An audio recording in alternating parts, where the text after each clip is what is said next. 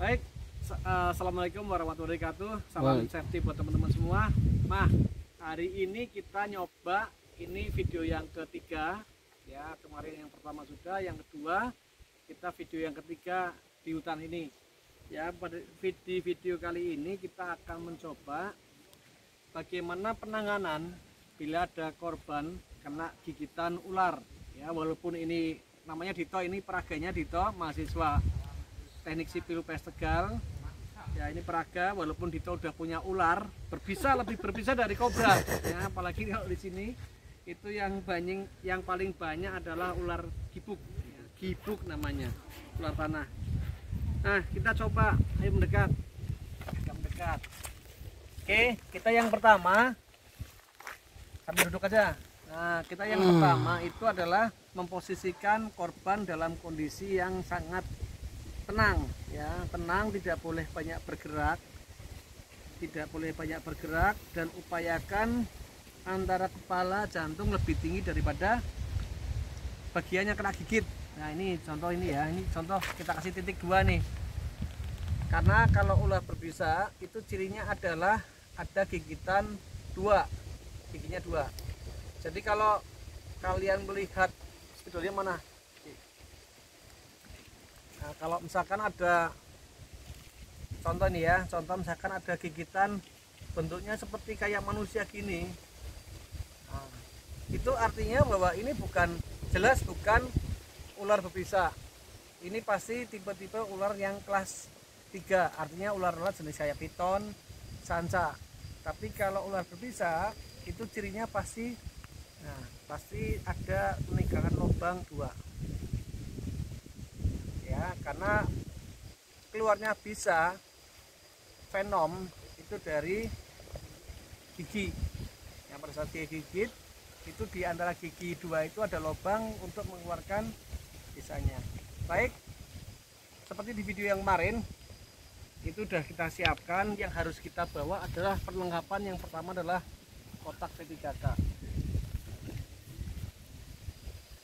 Ini harus kita bawa selalu. Ya, mesin first aid. Kemudian yang kita bawa adalah ini paket snake bite kit, ya, alat untuk penanganan gigitan ular. Salah satunya adalah ini vakum, sama kayak buat bekam, kemudian karet, ya, kemudian ada alkohol untuk bersihkan luka. Kita siapkan dulu. Upayakan sambil begitu gigit, upayakan kita segera nelpon ke puskesmas terdekat maupun rumah sakit terdekat. Nah, itulah pentingnya di setiap kali kegiatan kita ada MOU atau kerjasama dengan pihak-pihak yang terkait dengan penanganan gigitan ular. Karena apa? Kita hanya diperbolehkan, kita orang K3, apalagi basic kita bukan perawat, ya, ingat, basic kita bukan perawat, bidan, kemudian bukan farmasi, bukan dokter. Jadi tidak diperbolehkan untuk memberikan penanganan pengobatan. Kita hanya di penanganan awal, ya, apalagi kalau sudah menyangkut masalah suntik, menyuntik dan lain-lain, kita tidak diperbolehkan untuk menyuntik. Yang boleh menyuntik hanya tenaga medis, dalam hal ini dokter, perawat, bidan, farmasi.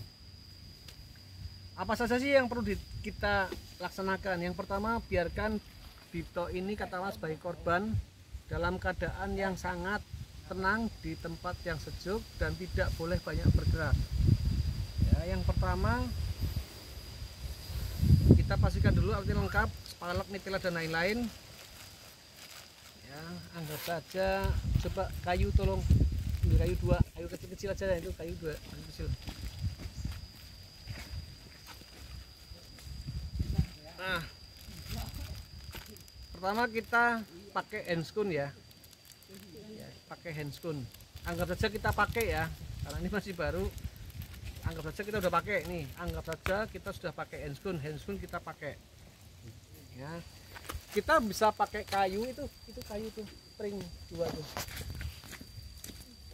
Iya, gak apa-apa, buat contoh aja, nanti nggak harus dipakai beneran. Ya.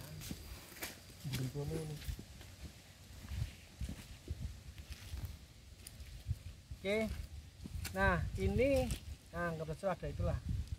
Ini mau saya buka tapi masih baru ya, eman-eman banget. Nggak usah baru, usah buka. Intinya seperti itulah. Intinya begitu kita ada gigitan udah santai, relax, sambil ada tim yang menelpon, kita siapkan dulu. Ya tadi udah anggap kita udah pakai enscoon ya. Kemudian luka kita kasih alkohol, kita bersihkan. Ini juga nggak saya buka. Kemudian pada saat mau nyedot ini ditarik dulu.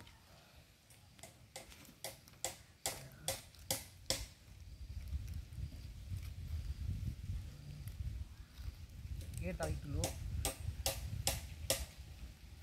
yang kencang. Setelah itu kita pasang alatnya.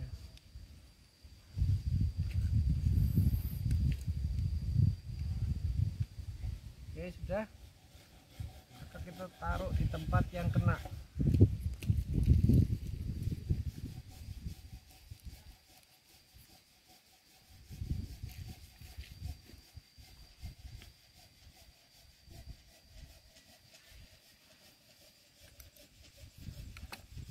Kita lepas setelah disedot, setelah dipompa kita lepas.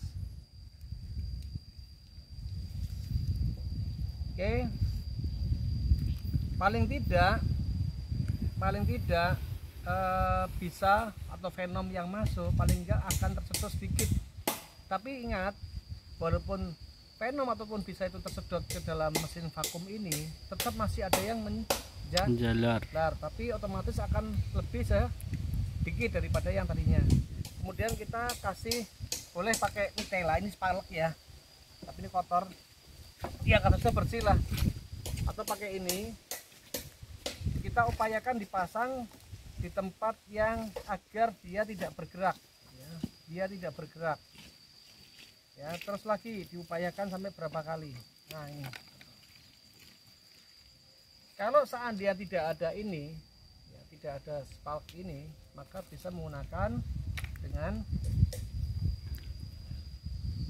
sama kayak penanganan patah tulang. Ini juga karena masih baru nggak saya buka, cuman anggap saja dibalut. Nah, ini biar apa? Biar tidak bergerak ya,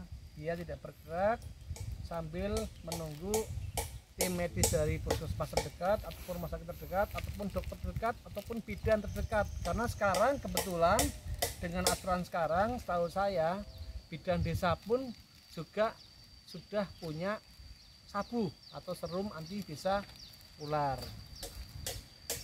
Nah kemudian sambil sudah terbalut dengan rapi dan tidak bergerak, korban juga tidak boleh banyak bergerak. Karena apa?